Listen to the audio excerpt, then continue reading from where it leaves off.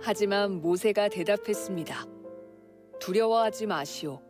굳게 서서 여호와께서 오늘 여러분에게 베푸실 구원을 보시오. 오늘이 지나면 이 이집트 사람들을 다시는 보지 않게 될 것이오. 그저 가만히 있기만 하시오. 여호와께서 여러분을 위해 싸워주실 것이오. 그때 여호와께서 모세에게 말씀하셨습니다. 너는 왜 나에게 부르짖느냐? 이스라엘 백성에게 명령하여 앞으로 나아가게 하여라. 내 지팡이를 들어 바다를 가리켜라. 그러면 바다가 갈라질 것이고 백성은 마른 땅 위로 바다를 건널 수 있을 것이다.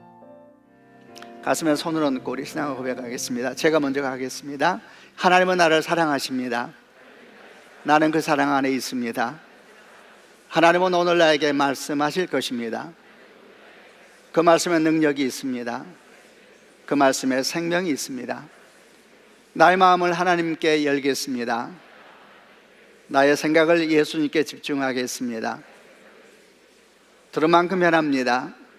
들은 만큼 행복해집니다. 오늘 본문은 출애굽기 14장에는 홍해 사건에 대한 본문을 가지고 여호와여 길이 막혔을 때 나를 돕는 자가 되소서라는 주제로 나누고자 합니다. 이 홍해 사건은 이스라엘 백성들에게도 또 우리들에게 잊을 수 없는 아주 중요한 전환점이 되었던 사건입니다. 이로 말미암아 진짜 이스라엘 백성들이 민족으로 만들어지는 여행을 시작하게 됐고, 오늘날 우리들에게는 예수를 만난 하나님의 경험, 이것이 홍해 사건에 비유되기도 하니까 그만큼 중요한 사건이기도 합니다.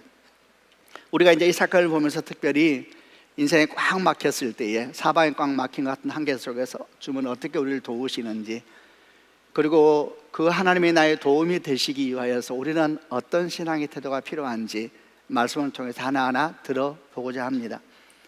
출애굽한 이스라엘 백성은 몇 날이 못해서 홍해에 이르게 됐습니다. 그리고 하나님은 그곳에서 진을 치게 하셨는데, 사실 이 홍해 곁에 진을 치는 것은 군사 전략적으로 보면 대단히 어리석은 일이었습니다.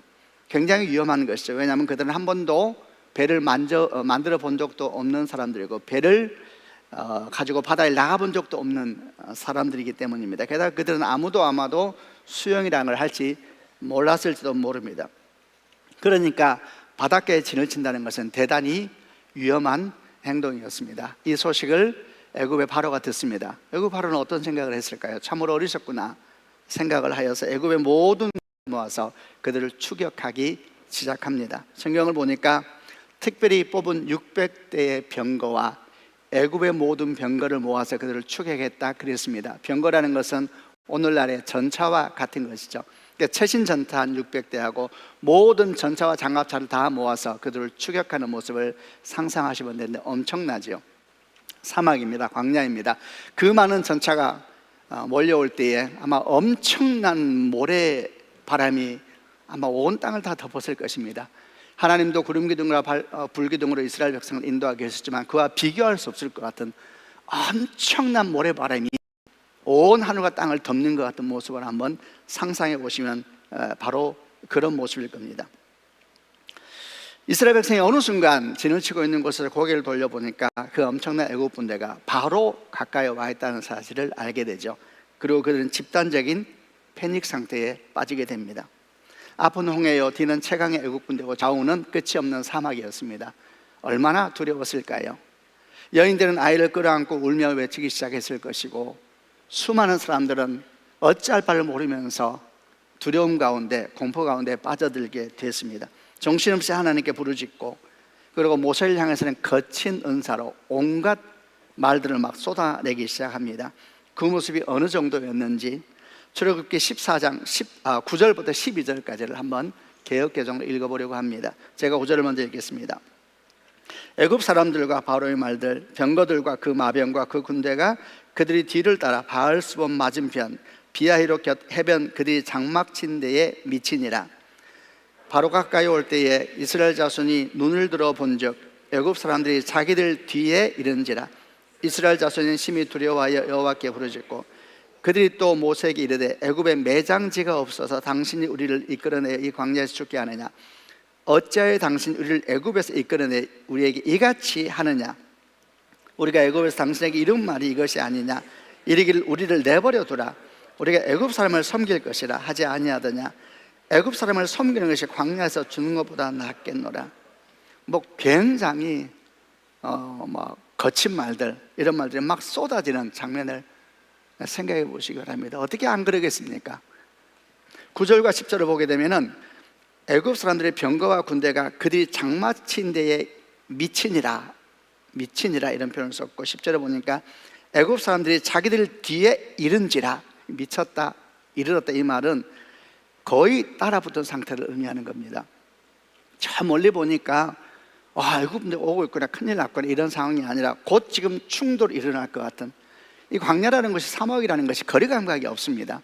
근데 엄청난 모래굴이 막 몰려오는 상상을 해보십시오. 금방이라도 자기들을 덮어버릴 것 같은 두려움이 이스라엘 모든 백성들의 마음을 다 휩쓸어 버리고 있었던 겁니다. 이들이 느꼈을 공포, 이들이 느꼈을 두려움을 생각하면 저 또한 마음이 아플 정도였습니다. 하나님은 과연 이들을 어떻게 도우실 수 있을까? 그리고 이런 기막힌 상황에서 이들을 과연 구원할 수 있으실까? 이제 그 말씀을 들어보려고 합니다. 하나님께서 어떻게 일하실까? 어떻게 구원하실 수 있을까? 라는 말씀을 듣기 전에 우선 먼저 알아야 될 사실이 하나 있습니다. 그것은 이 모든 상황을 도대체 누가 디자인하시고 누가 이끌고 계시는 것일까? 라는 질문이 먼저 있어야 됩니다. 여러분, 이 모든 상황을 지금 누가 디자인하고 계시는 걸까요? 하나님이십니다. 하나님께서 이스라엘 백성을 출애굽하게 하시면서 이곳으로 인도하셨고, 하나님께서 이곳에 진을 치게 하셨습니다. 그리고 이 소식을 들은 바로는 옳다고 나면서 그들을 쫓아서 달려온 것이죠. 전체 그림을 보면 하나님이 계획하시고 하나님이 디자인하고 계신 겁니다. 바로는 생각하기를 자기가 엄청난 전쟁의 전략가다 생각했을지 몰라도 그도 사실 하나님이 계획한 곳으로 달려오고 있었던 것입니다. 이 사실을 아는 것이 너무 중요합니다. 이 사실을 알아야지 우리가 정신을 차릴 수가 있고, 이 사실을 알아야지 주의 음성도 들을 수가 있습니다. 그렇지 않으면 어떻게 이런 정말 죽음보다 더한 패닉 상태에서 빠져나올 수가 있겠습니까? 큰 두려움에 빠지면 말씀 안 들립니다. 정신이 없는데 어떻게 말씀이 들리겠습니까? 여러분, 우리도 똑같습니다. 왜 말씀이 들리지 않는가? 왜 하나님이 보이지 않는가? 두려움과 공포가 우리 귀를 막아버리고 염려와 근심이 우리 마음을 묶어버리면 아무리 말씀이 커도 들리지 않은 겁니다. 그래서 우리도 살다 보면 이런 한계 속에 만날 수도 참 큰일 났구나, 이런 상황을 만나게 됐을 때에 근본적으로 주의 음성을 듣기 위해서는 이 모든 것이 주의 손길 아래 있다 라는 믿음을 가지고 바라봐야지, 그때부터야 말씀이 들리는 겁니다. 그때야 주의 말씀을 들리고 주께서 과연 무엇을 하시는가 관심을 갖게 되고 그분의 말씀에 반응할 수 있는 기반이 되는 겁니다. 이스라엘 백성들은 지금 집단 패닉 상태에 빠져 있으니까 음성을 들을 능력도 없고 힘도 없었습니다. 참으로 감사한 것은 그 가운데 모세가 있었다는 것이죠.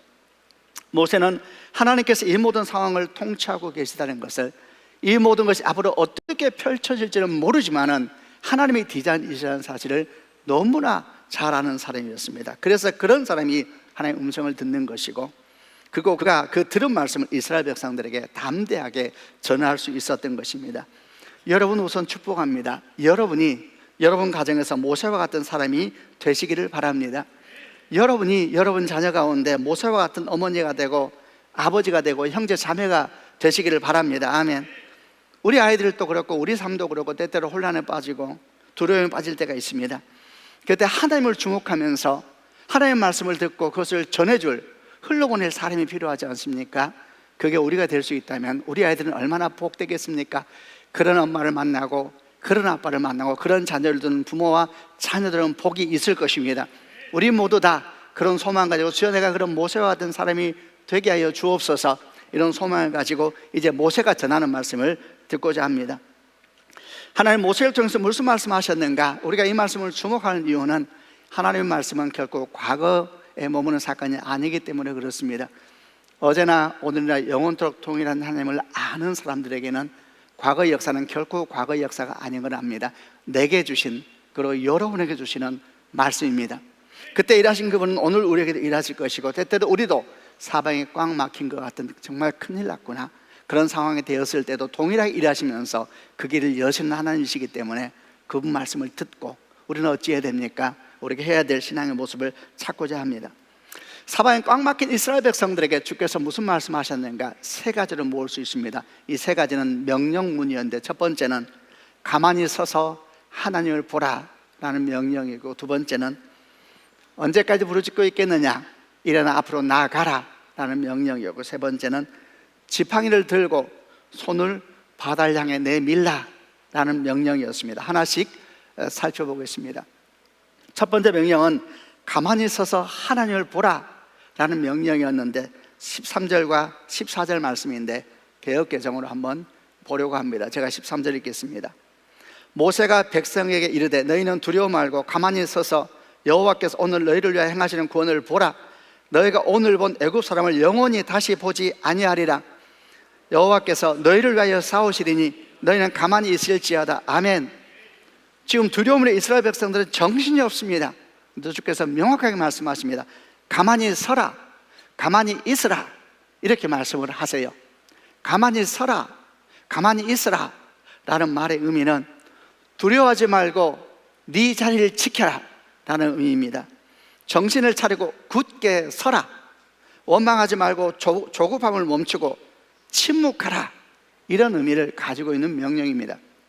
그런데 가만히 서라 라는 명령은 반드시 그 뒤에 또 하나의 명령을 통해서 완성이 되게 되어 있습니다. 그 뒤의 명령은 여호와께서 오늘 너희를 위하여 행하시는 구원을 보라 라는 두 번째 명령인데, 이 둘을 합치면 이렇습니다. 가만히 서서 여호와를 보라 라고 말씀하는 것이, 이것이 사방에 꽉 막혀버리고 두려움 가운데 떨고 있는 이스라엘 백성에 주신 첫 번째 명령이었습니다. 혼란이 오고 두려움이 올 때 우리는 가만히 있을 수가 없습니다. 뭐라도 해야 됩니다.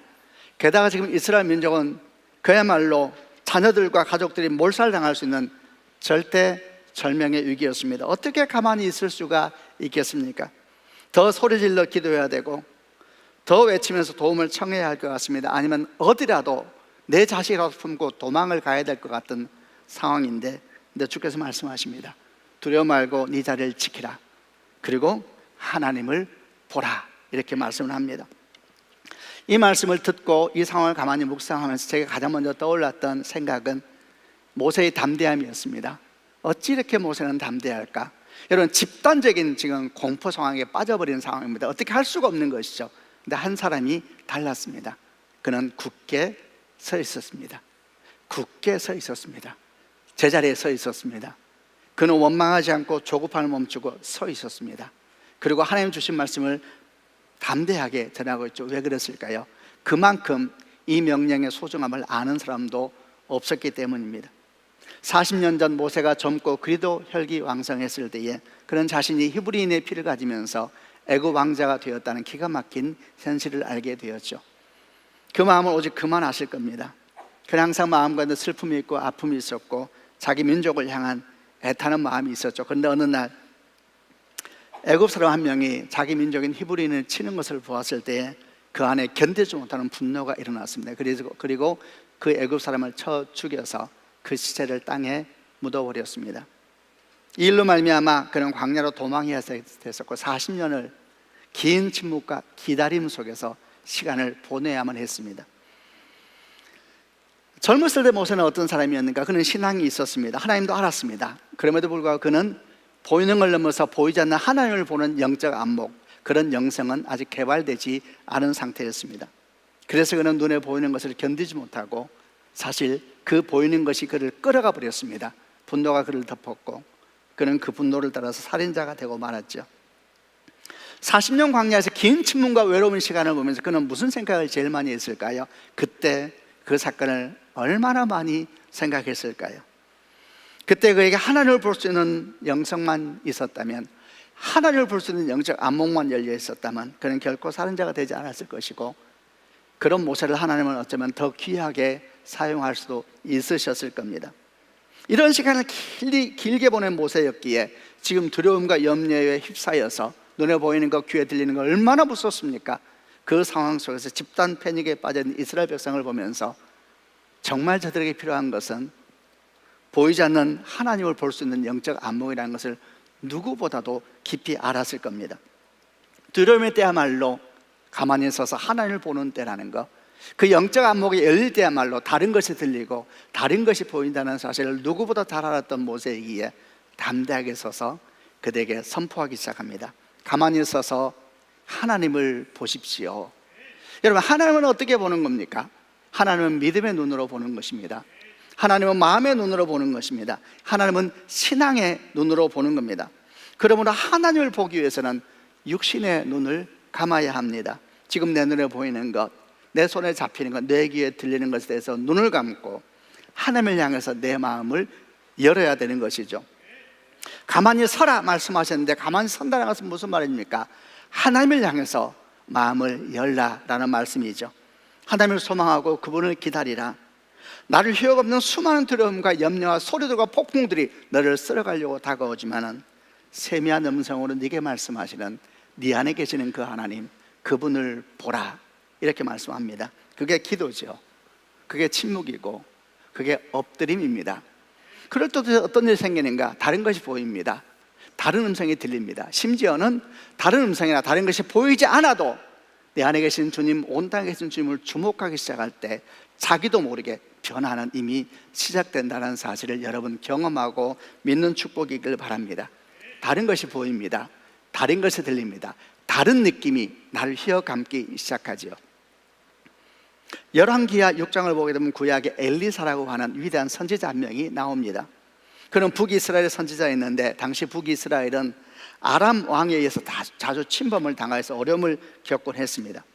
그런데 이 아람 왕이 북이스라엘을 공격하기 위해서 계획을 짜게 되면 이상하게도 그 계획이 북이스라엘 왕에게 다 전해졌고, 그래서 방어를 함으로 말미암아 아람 왕이 원하는 대로 잘 안 됐습니다.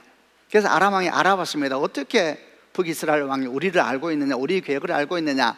누군가가 전해줬습니다. 엘리사라는 선지자가 왕에게 이 사실을 알려서 미리 대비하게 하기 때문입니다. 아람 왕이 생각합니다. 엘리사를 먼저 잡아야 되겠구나. 그래서 어느 날 큰 군대를 이끌고 엘리사가 살고 있던 도단이라는 성을 밤사이에 에워싸 버렸습니다. 아침에 새벽에 왔을 때 엘리사와 함께 했던 사환이 성 밖을 문득 보니 아람 군사와 말대 성을 가득 에워싸고 있는 것을 보았습니다. 그는 크게 두려워하면서 엘리사에게 말합니다. 주여, 큰일 났습니다. 이제 우리는 어떻게 해야 되겠습니까? 그러자 엘리사가 말합니다. 두려워하지 말라. 그들과 함께한 자들보다 우리와 함께한 자들이 많다. 이러면서 하나님께 이런 기도를 합니다. 하나님이여, 그의 눈을 열어 보게 하옵소서. 그러자 이 사원의 눈이 열렸습니다. 그리고 그 눈에 하나님의 불말과 하나님의 불병거가 산을 가득 채우고 있는 것을 보게 되었습니다. 여러분, 신앙의 눈이 열릴 때 보이는 것이 있습니다. 믿음의 눈이 열려야만 보이는 것이 있고, 그때 들리는 음성이 있습니다. 그때 우리는 하나님의 군대가 나와 함께 하고 계시다는 것과, 그리고 그때 우리는 이렇게 멋있고 담대하게 고백할 것입니다. 우리와 함께한 자들이 저들과 함께한 자들보다 많도다. 여러분, 이 멋있는 고백이 여러분의 믿음의 고백이 되기를 주님의 이름으로 축원합니다. 이를 위해서 우리에게 필요한 게 뭡니까? 가만히 서서 하나님을 보라 라는 명령입니다. 두려워하지 말고 제자리를 지켜라. 정신을 차리고 굳게 서라. 원망해하지 말고 조급해하지 말고 침묵하라. 그리고 하나님을 보라. 그분을 향해서 마음을 열어라. 그분의 임재 앞에 엎드려라. 그분의 약속을 부여안고 그 안에 가만히 있어보라. 다른 것이 들리고 다른 것이 보이게 될 것이다 말씀하는 겁니다. 이게 첫 번째 명령입니다. 모든 것이 꽉 막힌 것 한계 속에서 우리는 다 두렵지만은 주님 말씀하십니다. 가만히 서서 하나님을 보라. 두 번째 말씀은 15절에 있는 말씀입니다. 15절을 또 역시 개역개정으로 같이 읽어보겠습니다. 시작. 여호와께서 모세에게 이르시되 너는 어찌하여 내게 부르짖느냐? 이스라엘 자손에게 명령하여 앞으로 나아가게 하고, 두 번째 명령은 너는 어찌하여 내게 부르짖느냐?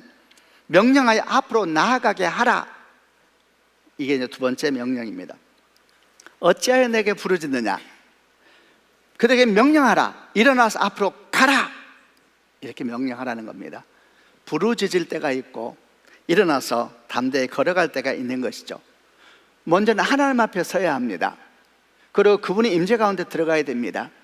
부르짖는 시간들이죠. 그러고 난 뒤에는 일어나야 됩니다.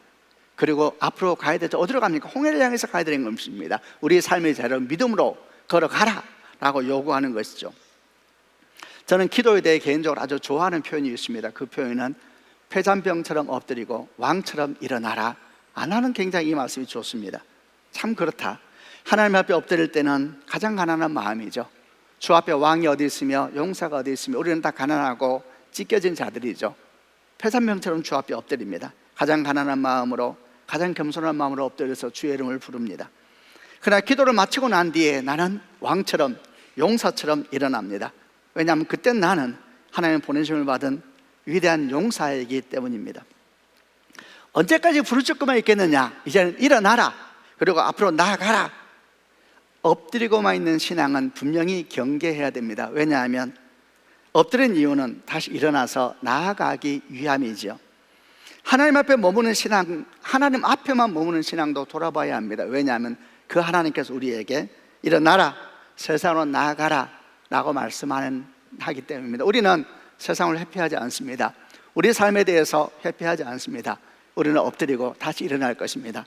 그리고 이전과 다른 모습으로, 이전과 다른 마음으로, 이전과 다른 믿음으로 우리 가정으로 돌아가게 될 것이고 우리 기업으로 돌아가야 될 겁니다. 주께서 말씀하셨기 때문입니다. 일어나라, 이제 가라 라고 말씀하는 것이죠. 마태복음 17장에 변화산 사건이 기록되어 있습니다. 어느 날 우리 주님께서 베드로, 야고보, 요한을 데리고 한 산에 올라가셨는데 그 산에 주님이 영광스러운 모습으로 변화되셨습니다. 얼굴이 해같이 빛나고 옷은 빛같이 휘어졌습니다. 그리고 환상 가운데 모세와 엘리야와 함께 대화하는 모습을 제자들이 보게 됐습니다. 제자들이 얼마나 놀랐겠을까요? 베드로가 비몽사몽간에 이런 이야기를 합니다. 주님, 너무 좋습니다. 여기가 좋사오니 주님 말씀하시면 초막 셋을 짓겠습니다. 하나는 주를 위하여, 하나는 모세를 위하여, 하나는 엘리야를 위하여 짓겠습니다. 너무 좋은 것이죠. 하나님의 영광 가운데 있으니까, 하나님의 임재 가운데 있으니까. 그래서 세상에 내려가기 싫은 것이죠. 근데 그때 하나님의 음성이 들립니다. 이는 내 사랑하는 아들이요 내 기뻐하는 자니 너희는 그의 말을 들으라 그랬습니다. 그의 말을 들으라. 주께서 뭐라고 하셨습니까? 이렇게 말씀합니다. 두려워하지 말라. 그리고 행동으로 말씀하시죠. 그들을 데리고 산 아래로 내려가십니다. 내려가시면서 십자가 얘기를 하기 시작합니다. 기도할 때가 있고 일어나 담대히 믿음으로 걸어가야 될 때가 있죠. 산 위에 올라갈 때가 있고 일어나 내려가야 할 때가 있습니다. 산 위는 어떤 것입니까? 영광을 보는 것이죠. 말씀 앞에 엎드리는 시간이죠. 침묵하면 주를 구하는 시간이죠. 산 아래는 어떤 것입니까? 십자가가 있는 것이죠. 휘몰아치는 홍해 같은 삶이 있는 것이죠. 산 위는 어디입니까? 교회지요. 우리가 말씀 앞에 엎드리는 시간이고 기도하는 시간이죠. 산 아래는 어디입니까? 우리 가정이죠. 우리 직장이죠. 우리가 만나는 그 사람들과의 만남이 홍해죠. 어쩔 때는 잠잠한 것 같다가도 어쩔 때는 거침없이 인생을 삼켜버릴 것 같은 두려움의 자리가 홍해이잖아요. 내 주님께서 말씀하십니다. 산 위에 올라가자. 그리고 다시 산 아래로 내려가자. 이게 신앙이 아니겠습니까? 이게 믿음이 아닙니까? 우리는 지금 무엇을 하고 있는 중입니까? 우리는 지금 여러분도 저도 산 위에 올라와 있는 겁니다. 주의 영광을 구하고 주의 임재를 구하고 가난하고 겸손한 마음으로 주의 음성을 듣는 마음, 그게 산 위에 있는 신앙이죠. 예배 끝나고 우리는 어디로 갑니까? 산 아래로 갈 겁니다. 이전과 다르게 번잡한 마음을 내려놓고 용사처럼 다시 문을 열고 나가서 우리에게 주어진 삶의 길을 걸어가야 되는 겁니다. 우리는 항상 기억합니다. 왜 제자들은 산 위가 좋다고 했을까요? 산 아래는 힘드니까요. 산 아래는 정말 번잡하니까요. 그러나 우리 신앙은 절대 산 위가 아니고 산 아래에서 확인되는 겁니다. 배의 성능은 조선소가 아니고 거친 대양에서 항해할 때야만 확인되는 것처럼 우리 신앙도 교회가 아니고 세상에 살아가면서 확인되는 겁니다. 홍해와 같은 거친 세상을 믿음으로 살아가면서 그때 내 믿음의 정체성은 무엇인지, 내 믿음의 생명력은 도대체 무엇인지, 내 믿음에는 어떤 향기가 나는지 그때 우리는 확인할 수 있을 겁니다. 두 번째 말씀은 여기가 조사오니라는 신앙을 뛰어넘어야 한다. 그리고 주님의 손을 잡고 산 아래로 내려가라. 일어나라. 그리고 나아가라. 믿음으로 네 삶의 자리로 걸어가라. 그러나 절대 이전과 같은 너는 아닐 것이다. 이게 두 번째 명령이었습니다. 세 번째 명령은 16절에 나와 있습니다. 16절을 개역개정으로 같이 한번 읽겠습니다. 시작. 지팡이를 들고 손을 바다 위에 내밀어 그것을 갈라지게 하라. 이스라엘 자손이 바다 가운데서 마른 땅으로 행하리라. 아멘. 세 번째 명령은 지팡이를 들고 손을 바다 위에 내밀어라, 이렇게 명령을 했습니다. 여러분, 이 명령은 힘든 명령일까요? 복잡한 명령일까요? 똑똑한 사람들, 배운 사람만 알아들을 수 있는 명령일까요? 그렇지 않죠. 너무 쉬운 명령이죠. 누구라도 손에 지팡이를 들 수 있습니다. 그리고 그 지팡이를 누구라도 들고 내밀 수는 있죠. 세 번째 명령은 어려운 것도 아니고 복잡한 것도 아니고 신기한 것도 아니고 신비한 것도 아닙니다. 너무 쉽죠. 너무 간단하죠. 그래서 문제입니다. 그래서 믿을 수가 없는 것이죠. 문제는 믿음입니다. 문제는 의심이죠. 지금 홍해가 어떤 상황입니까? 모든 걸 삼켜버릴 것 같고 모든 걸 뒤집어버릴 것 같습니다. 뒤에 쫓아오는 애굽 군대의 위협은 실제입니다. 실제로 위기가 바로 눈앞에서 거대한 폭풍우처럼 모래구름이 몰려오고 있는 모습을 생각해 보십시오. 그런데 겨우 하신 말씀이 네 손에 지팡이를 들어서 홍해로 내밀어라. 무슨 명령이 이렇게 쉽습니까? 그래서 어려운 겁니다. 여러분, 엄청난 홍해를 만나서 빨리 군대를 재정비하고 애들은 빨리 가운데 서게 하고 여인들은 뒤에 서게 하고 이제 우리는 목숨을 걸고 싸워야 된다. 힘을 모을 때도 모아도 어려운 때인데 이제 우리가 저 강을 향해서 저 바다를 향해 들어가야 된다. 무슨 나무든지 모아라. 배를 만들어라. 본적은 만든 적은 없지만 본적은 있지 않느냐. 어린아이까지 다 노도는 훈련을 하자. 이제 남녀노소 필요 없다. 우리 잠 못 다 끝났다. 이제 수영을 배우자. 이래도 부족한데 겨우 하시는 말씀이 손에 든 그 미약한 지팡이를 하나 홍해를 향해 내밀라. 그게 무슨 능력이 있는가? 그런다고 세상에 꼼짝이라도 하겠는가? 저 거친 홍해가 무슨 반응이라도 하겠는가? 어떻게 하겠다는 이야기인가? 그래서 사람들은 자기 손에 지팡이를 들지도 않고 지팡이를 홍해를 향해서 내밀지도 않는 것입니다. 사실 비슷한 장면이 하나 생각이 났습니다. 민수기 21장을 보면 출애굽한 이스라엘 백성들이 참 우여곡절을 겪고 드디어 약속의 땅 바로 앞에까지 가서 들어가게 됐는데 에돔 사람들이 길을 내주지 않고 주께서 에돔과는 싸우지 마라 그러셨거든요. 근데 길을 내주지 않아서 빙 돌아가게 됐습니다. 이스라엘 백성은 마음이 상했습니다. 그래서 불평과 불만을 하기 시작했는데 그때 하나님께서 불뱀을 보내셔서 물어서 많은 사람이 죽게 됐습니다. 모세가 하나님 앞에 엎드려서 은혜를 구하자 하나님 뭐라고 말씀하시냐면 구리로 불뱀 모양을 만들어서 장대에 높이 매달아라. 그리고 그 장대에 있는 구리범을 보면 살게 될 것이다. 이렇게 말씀을 했습니다. 자, 여러분 물어보겠습니다. 뱀에 물렸습니다. 지금 고통 속에 죽어가고 있습니다. 근데 모세가 말합니다. 저 장대에 있는 구리범을 보라. 그러면 살 것이다. 여러분 다 봤을까요? 안 봤을까요? 죽어가는 이들이 안 봤을 것 같습니다. 이게 말이 돼요? 지금 뭐라도 와서 신비한 약초를 찾았다 이러면 가져와 탁 붙여줘도 어려울 판에 저기 장대에 뭐 하나 달아놓지는 잘 보이지도 않는데 사람의 만행은 잘 보이겠어요? 근데 보면 산대요. 여러분은 어떻겠어요? 죽고 말겠다. 그래서 죽는 겁니다. 여러분 우리는 잘 알고 있습니다. 이 장대의 불범이 십자가의 예수라는 것을. 예수를 보면 살 것이다. 주 예수를 믿으라. 그래야만 너와 내 집이 구원을 받으리라. 사람들이 말합니다. 아유 좀 좋겠네요. 구원 많이 받으시라고. 왜 그거 달리셔가지고 나한테 물어보지도 않고. 좋겠네요. 신앙이라는 것이 비웃죠. 그러고 안 봅니다. 그 대신 뭘 합니까? 고행을 합니다. 금식을 하죠. 깨닫기 위해서 세상의 모든 책을 다 가져오고 그 책 중에 신비한 책을 찾습니다. 사막을 걷습니다. 온갖 수고 헌신을 하죠. 그럼 세상 사람만 그럴까? 그리스도인도 그러죠. 열심히 기도합니다. 왜? 마지막 날 주 앞에 내밀 계산서 준비하고 있는 것이죠. 주여 저 왔습니다. 그 정도 해야 구원받을까 아닐까? 뭐 그 정도 수고를 해라 그래야지 무슨 지팡이를 들고 홍해를 향해 내밀라 그러는가? 여러분 꽉 막힌 홍해를 여는 능력이 어디서 왔습니까? 손에 있는 지팡이를 내미는 믿음에서 왔다는 사실을 많이 생각하고 또 생각하시길 바랍니다. 먼저 손에 지팡이를 잡아야 됩니다. 지팡이가 없는 사람은 아무도 없습니다. 어린 다윗은 물매와 돌멩이 5개가 그 손에 있었고, 노년의 모세는 볼품없지만 수십 년 동안 그가 광야에서 그의 인생의 비참함을 상징하게 만들었던 그 지팡이가 손에 잡혀 있었습니다. 어린아이도 있었고 노년도 있습니다. 지팡이가 없는 사람은 없습니다. 누군가가 있습니다. 다 지팡이는 있습니다. 그 지팡이를 들고 하나님 바다를 향해 내밀라는 것이죠. 왜 안 내미는가? 너무 미약하니까 숨기죠. 아닙니다, 여러분. 하나님께서 그거 내밀라 그러시는 겁니다. 우리에게 가진 것이 있습니다. 바다를 향해 내밀라, 뭔 말입니까? 네가 할 수 있는 것을 믿음만 하라는 이야기입니다. 여러분, 하나님께서 우리에게 요구하는 것이 하늘의 별을 따오라는 얘기입니까? 바다 깊은 곳에 있는 신비한 물체를 잡아서 제물로 바치라 그랬습니까? 아닙니다. 네게 있는 것, 내가 너에게 준 것, 부끄러워하지 말고 서러워하지 말고 비교하지 말고 내밀라. 세상을 향해 내밀라. 여러분, 믿음으로 네가 할 수 있는 일을 하라는 이야기죠. 믿음으로 네가 할 수 있는 일을 하라. 내가 네게 주었지 않느냐 말씀하는 것입니다. 주님 안에서 주님과 함께 내게 주신 그 미약한 것을 믿음으로 내밀 때, 여러분, 거기에 주께서 기름을 부으시는 것입니다.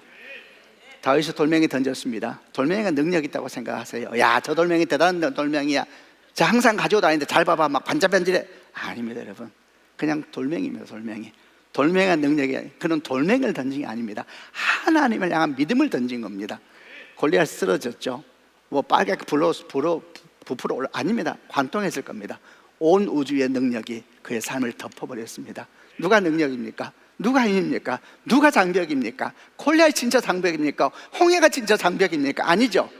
우리 믿음 없이 이미 장벽이 아닐까요? 공포에 휘가면서 주를 보지도 아니하고 믿음으로 삶을 걸어가지 아니하고 할 수 있는 일을 하라 그랬는데 믿음 안에서 네, 하지 않습니다. 그리고 슬퍼하고 억울해하고 비교하면서 인생 험하다 그러죠. 그건 믿음은 아닌 것 같습니다. 주님 안에서 할 수 있는 일을 하라. 내가 네게 준 지팡이를 손에 잡아라. 그리고 바다를 향해서 내밀라. 그리고 내가 일하리라. 이게 세 번째 명령입니다. 셀이 꼭 개강합니다.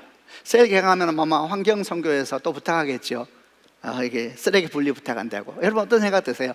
저는 쓰레기 분리, 그게 뭐라고? 여러분들 다 알죠? 되겠어요? 그런 생각 많이 하시죠. 저 동네도 아무도 안 하는데, 우리나라는 인구로 너무 작잖아요. 그들에 비하면 너무 작죠. 우리가 한다는 게 도대체 무슨 의미가 있을까요? 그래도 우리가 할 수 있는 일을 하는 겁니다. 복음은 원래 그런 거니까. 저는 마더 테레사 좋아합니다. 일찍이 천국 가셨지요. 그분이 얼마나 많은 일을 했습니까? 사람들이 말했습니다. 위대하다고. 마더 테레사 말했습니다. 아닙니다. 우리 일은 대양에 물방울 하나 떨어뜨리는 것입니다. 여러분, 물방울 하나 떨어뜨려 대양이 변하겠습니까? 그래도 믿음의 사람들은 그 물방울 하나를 대양에 떨어뜨리면서 걸어가는 사람입니다. 근데 거기에 주께서 기름을 부으십니다. 어떻게 될까요? 역사는 일어나게 되어 있습니다. 말씀을 마무리하겠습니다. 여호와여, 길이 막혔을 때 나를 돕는 자가 되소서. 사방에 꽉 막혔을 때 주여 나를 도와주소서. 주님은 세 가지로 말씀하십니다. 가만히 서서 하나님을 보라. 두 번째, 언제까지 엎드려 있겠나? 일어나 믿음으로 걸어가라. 세 번째, 지팡이를 들고 홍해를 향해 내밀으라. 네가 할 수 있는 일을 하라. 주님과 함께 주님 안에서. 홍해는 갈라졌습니다. 누가 가르셨습니까? 하나님이 가르셨죠. 모세는요, 그 위대한 사건을 가장 가까이서 보았던 증인이 되었죠. 여러분, 그 자리로 주님께서 여러분을 초청하고 계십니다. 혹시 우리 삶 가운데 그런 여러 가지 번잡함이 있다면 이 아침에 주님의 이름으로 축복합니다. 주님의 초대를 받아들이시고 믿음으로 한번 반응해 보지 않겠습니까? 그리고 3,500년 전 그 사건이 날 위한 하나님의 이야기였구나, 하나님의 말씀이었구나 고백할 수 있는 성도가 되고 그런 삶 되시기를 주님의 이름으로 축원합니다. 아멘. 기도하십시다. 가슴에 손을 얹길 바랍니다. 오늘 말씀 가운데서 특별히 여러분에게 주신 말씀은 무엇이었습니까? 눈을 감고 그 말씀을 가만히 생각해 보시길 바랍니다. 항상 말씀드리는 것처럼 내게 불편함이 되었든 내게 감동이 되었든 아니면 자꾸 신경 쓰이는 말씀이든 간에 그 말씀을 붙잡으시면 됩니다. 복된 사람은 듣는 자가 아니고 붙잡는 사람이고 그 말씀을 가지고 씨름하는 사람입니다. 여러분, 복된 이가 되십시오. 하나님, 우리가 주의 말씀을 듣사오니 이 말씀이 내게 주신 생명의 말씀입니다. 말씀의 능력이 오니 이 말씀이 내 삶 가운데 그대로 이루어지고 내가 그 말씀을 가지고 세상에 다시 나아가는 하나님의 사람이 되도록 은혜 베풀어 주옵소서. 주신 말씀 붙잡고 함께 통성으로 하나님께 기도하겠습니다.